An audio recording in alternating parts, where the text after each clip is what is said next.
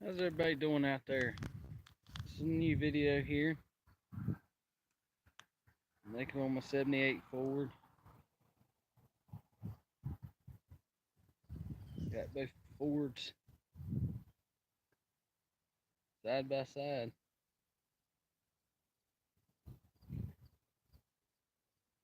That truck's got the old 8.8 rear end. This truck, of course, has the 9-inch.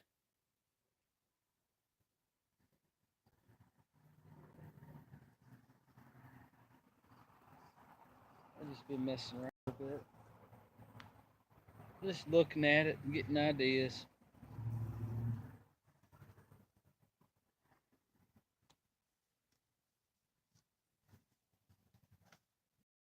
Ain't really did too much to it. Ain't really. Money's just been kind of tight right now, and ain't really had the money to do a whole lot of anything, really.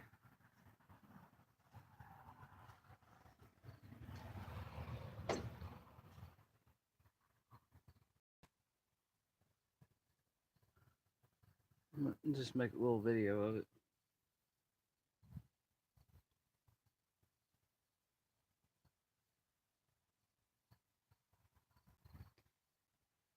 It's getting fall time now, and I'd like to pull this motor out and go put another motor in it, but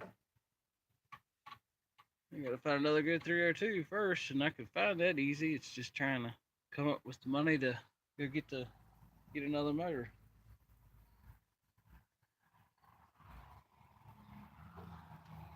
I want to get this out and go get a good one put in it so I can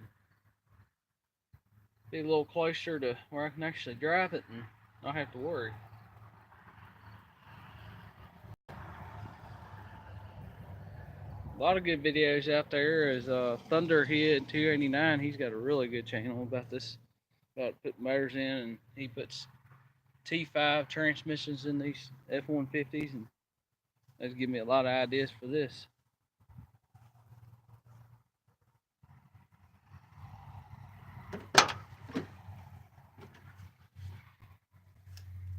You can feel a little bit of rust in the floor, but it's not like horrible.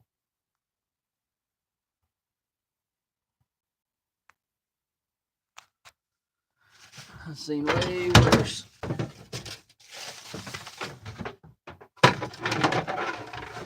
seen way worse than that. And that can be cut out and patched pretty easy.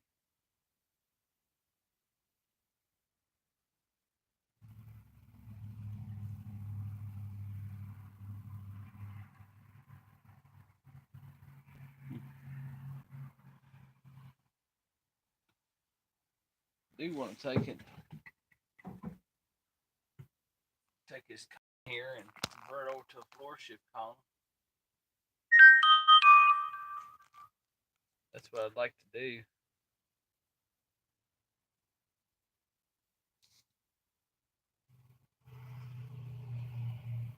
Let's convert this over to a floor shift column and make it a little bit nicer. I got part of my floor shifter. I just got to find the rest of it. I got the cover now. This is the B&M Z-gate shifter, floor shifter. And what I was going to do is, I probably ain't going to use this cover now. I was originally, but I was going to mount the shifter on the floorboard and get some of this stuff out of the way. I got too much stuff in there. Sorry for the mess, y'all. I'm going to take and put my floor shifter in here, something like that. And that way it would lock it in park, so there'd be no more of this issue where you can get under the hood of this truck, and if you're working on it, or this thing can come out of park. It's in park right now, but I can push it right down just like that. It doesn't lock, see? So I just take my fingers and push it right down in reverse. And I don't like that. I've had a previous video on that. It's just not a very good design.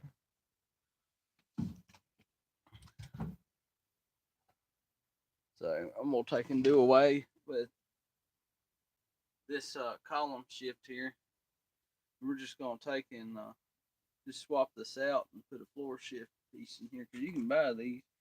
Just swap this piece out here and this piece here, and we'll put it all back together and make it into a floor shift column. And then I'm gonna take and get this B&M Z-gate shifter and put it in here. And the reason I want that one is because that one's got the piece where you have to pull it up, put it down and drive. And you actually have to take and pull it up to put it back in park. So it locks it in park. It's no way you can pull on all you want. There's no way you can come out of park. That's why I'm trying to eliminate this issue. Make it so you ain't got to worry about it no more. It's kind of a safety issue, in my opinion. Mainly for me, just for mine. That's why I want to put this style shifter in here. And I don't think I'm going to use this piece right here. I was going to use it, but I don't think I'm going to use it. I just don't like the way it looks. I think I'm just going to get a regular boot and just put the shifter on here and put the boot on it. Plus, it'll take a little less space up too. And probably end up doing something like that. I mean, it looks alright, but it just, when you look at it from that view, doesn't look very good. So I'm just gonna get a regular rubber boot you can get for the shifters and all, and I'll put that on it. And that way it'll take up a lot less space, and it'll look a little bit better than that big old bulky thing. But that's one thing I want to do. I gotta order that. Get that rest of that floor shifter. I had one and I can't find the rest of it. And every time that's the way it always is though. Every time you need something, you can't find it, and then right when you least expect it and you don't need it, that's when you end up finding it. But I want to get that floor shifter in here just for peace of mind and get rid of all this stuff right here. Make this a floor shift column.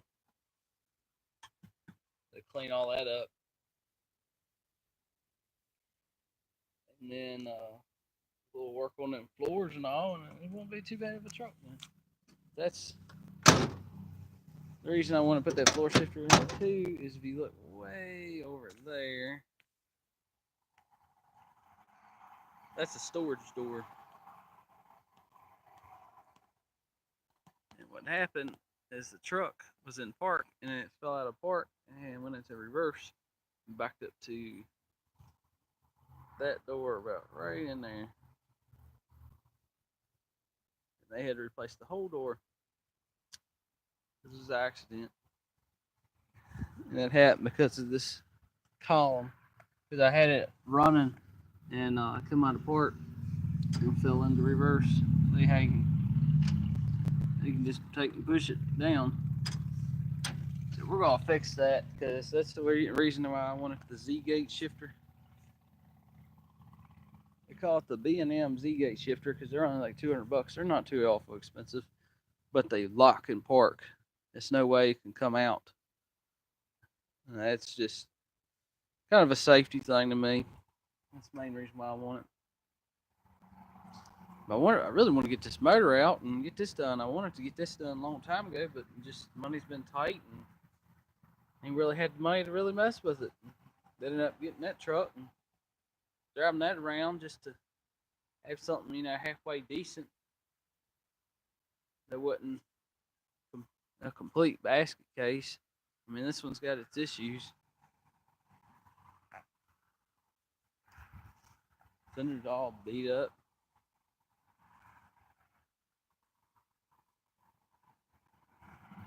It's all wavy and all up.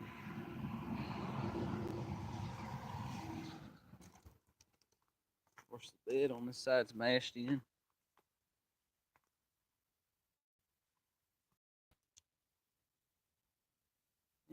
But it's a truck. It gets me back and forth. That's all I care. This is just an old beater truck. That way I ain't got to drive my good stuff and worry about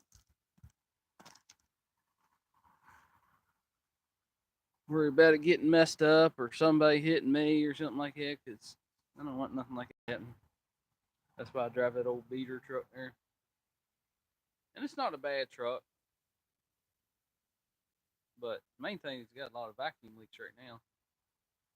You can go through and replace all them vacuum hoses on it. It's got a lot of leaks and it cuts off and idles high and everything else.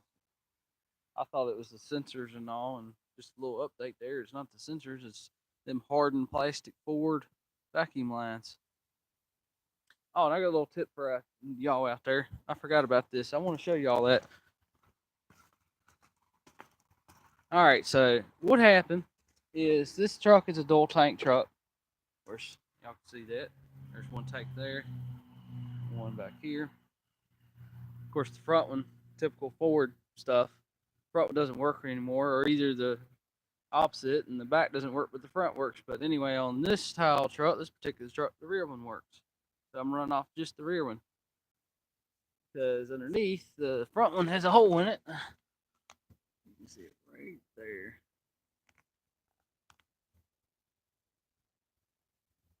Right underneath this strap.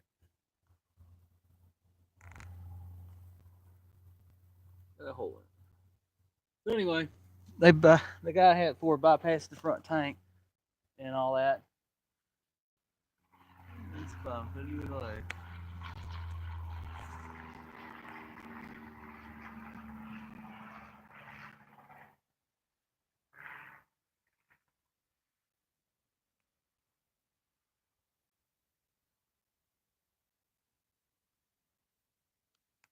Pretty low. Anyway, long story short, this switch right here for the dual tanks broke and it fell apart on me. So I went to switch it just to see what would happen. See if the fuel pump inside that tank was still good, see if it would come on. And of course it didn't because it's unhooked and they bypassed something or whatever. I have to look into it later because I'd like to be nice to fix it right. But anyway, long story short, I went to switch this dual tank switch here and it fell all apart in my hands. And of course, it was already broken. Somebody tried gluing it and everything, and it just fell all apart. And of course, the gauge didn't work no more. So I looked and looked and looked, and all these switches are. You would think they would be the same. Well, in this case, thank you Ford. You know, nothing interchanges. So what I did, and to save y'all money, is I looked online, and all these switches, the way they are wired, are the exact same. So don't go out there and do what I was going to do and spend anywhere from, because you can still buy these switches. Don't go out there and spend, anywhere from 45 to all the way up to $70 just for the switch. Don't do that. Let me tell y'all how to save some money. Now they reproduce this style switch. This is the 87 to 91 dual tank Ford switch, and they're all the same. Where it's a 150, 250, 350, whatever, whatever you got. But the difference is just the way they plug up. And this is A50. It's an older switch. Of course, the only thing really different is where it plugs up, right in the middle. Just this piece. That's it. Because on the other style switches, the newer style, they moved it to down here. Let me show y'all what I did. Alright, so I went to the salvage yard because you can still get these switches. And just about every one of them that I looked at was gone out of the trucks. So this is a newer style switch. Checked it, make sure it worked. And the difference, of course, y'all can see it. Y'all look at the side, is different. Or somebody had glue on it, or it got up. But all this is the same. These two screw holes are the same. This one and this one. They're the same as the new style. This is the 92 to 96. So theirs are the same, so it'll bolt right up in here. It's just two screws, and it's really easy to take out. There ain't nothing to it. You just pull that off. Pull this piece off here. Just a little clip. And then you get a little tiny flathead screwdriver. And you take this screw right here, unloosen it, and that'll take your wiper knob switch off. And then you just take and just really easy, you just pull on it. Just like that. That's all you gotta do. Of course, it'll straight on off. Now I'll have to take the flathead screwdriver and pull that off to get it off the rest of the way. But they're really easy to replace. It's nothing to them.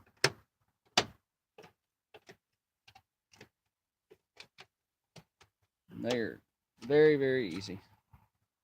And to put the headlight switch back on, you just take this piece, this little clip here, it only goes on one way.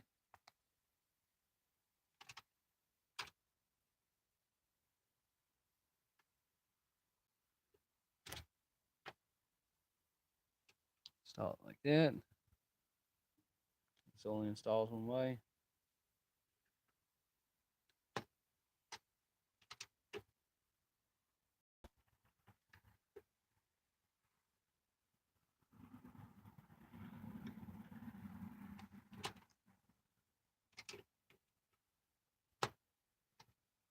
That's basically it. You know, it's nothing to it.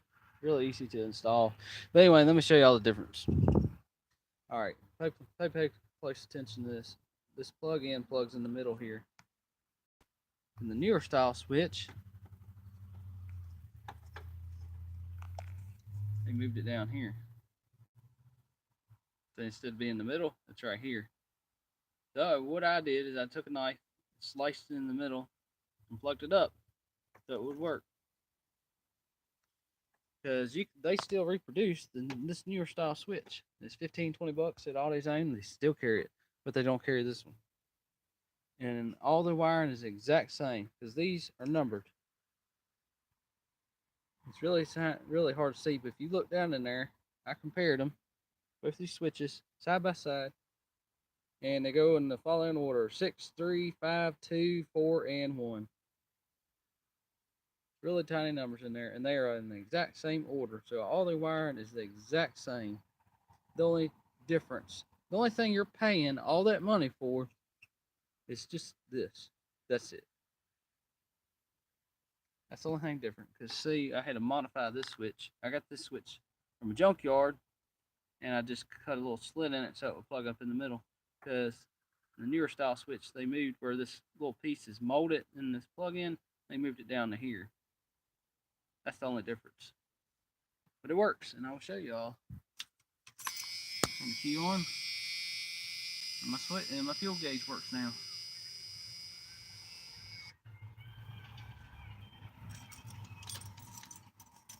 So now my fuel gauge works, and then we flip it to the front. Nice Chevelle.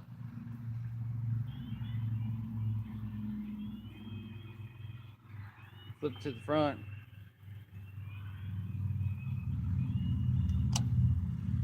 Of course, it goes the other way. And flip back to the rear.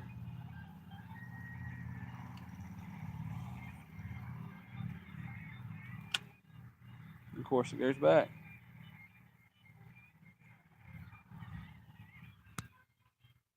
So it works. Now, that's a cheap way to save money. Don't go out there and buy a switch, because these 87 to 91 switches are hard to find. And they do reproduce them, but they want online anywhere from 40 to 70 bucks just for this switch. And they work. So don't do that. Get yourself a newer style switch, and it'll go right in there. It'll fit this hole and everything. That's basically how to retrofit it. And all the wiring's the exact same. You ain't got to worry about that. It's a plug and play. And these are actually better because these are a little better plastic and they're reinforced around the sides a little better versus the old style where they would break and fall apart like this one. And then without this switch, your fuel gauge won't work. It'll still run, the fuel gauge won't work. That's a little tip there. That's what I did.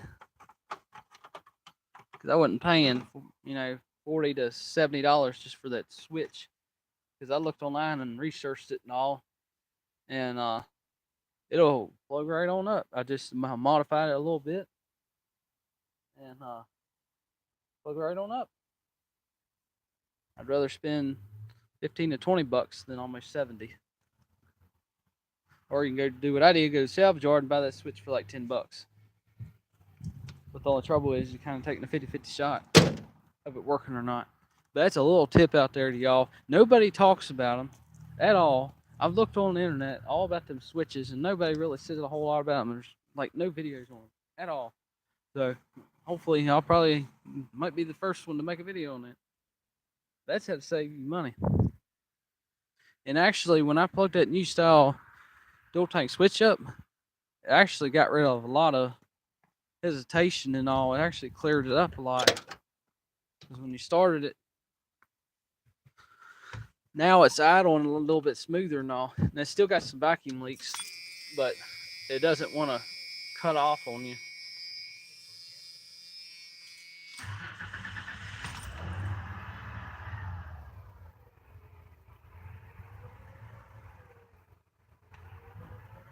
See, I'm not even touching the gas. But I actually smoothed it out a little bit. And I still idle a little rough because that's got a bunch of vacuum leaks. But it works.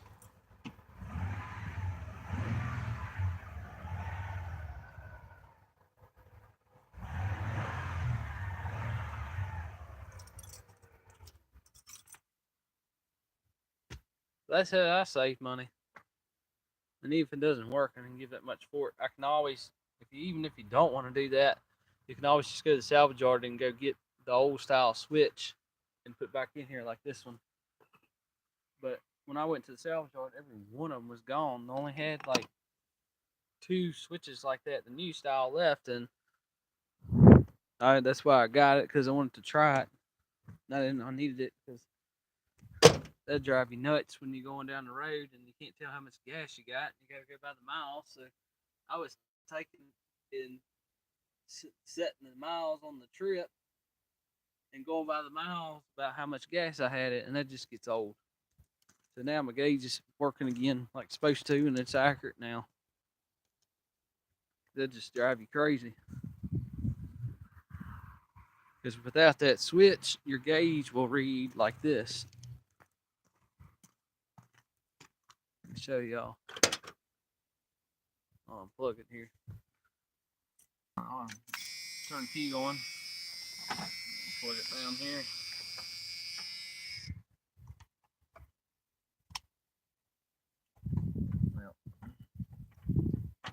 Well, that's how it'll read.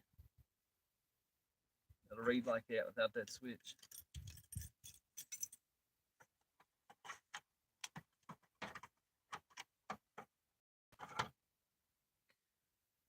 It'd read all funny like that. I couldn't tell how much gas was in it. It gets old. So that's fixed. So I really don't want to put, the whole thing about this white truck is I don't want to put a whole lot of money in it. As long as it runs and drives and gets me to point A to point B, that's all I care. As long as it's reliable. That's the main thing. I wish it was full drive though. That's just my old beat around truck. Something to kick back in and beat around in. And haul whatever I want in it. And that way I ain't got to mess up my good trucks like this one. And plus it keeps the miles off.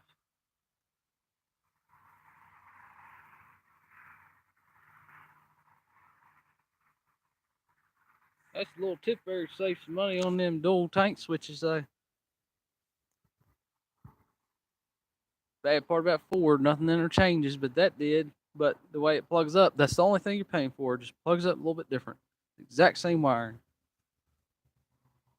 And you can even hold them side by side and compare them.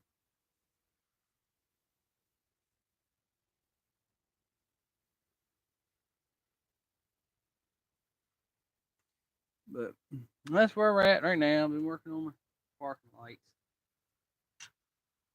Gotta get these. This is the only 2 lights I can't get working. That one's out. That one doesn't work at all on the driver's side, but on the passenger side, the right turn signal works, but that's it. Nothing else works. I mean, the headlights work, but these 2 lights down at the bottom here are giving a bunch of issues. But all the rest of them work. That's why I can't go take it up and get it inspected because of them two lights. Well, that and it needs brake work.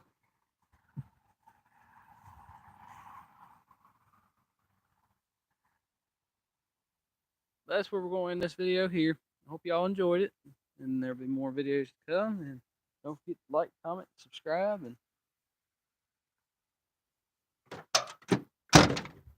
I will see y'all folks later. Y'all take care.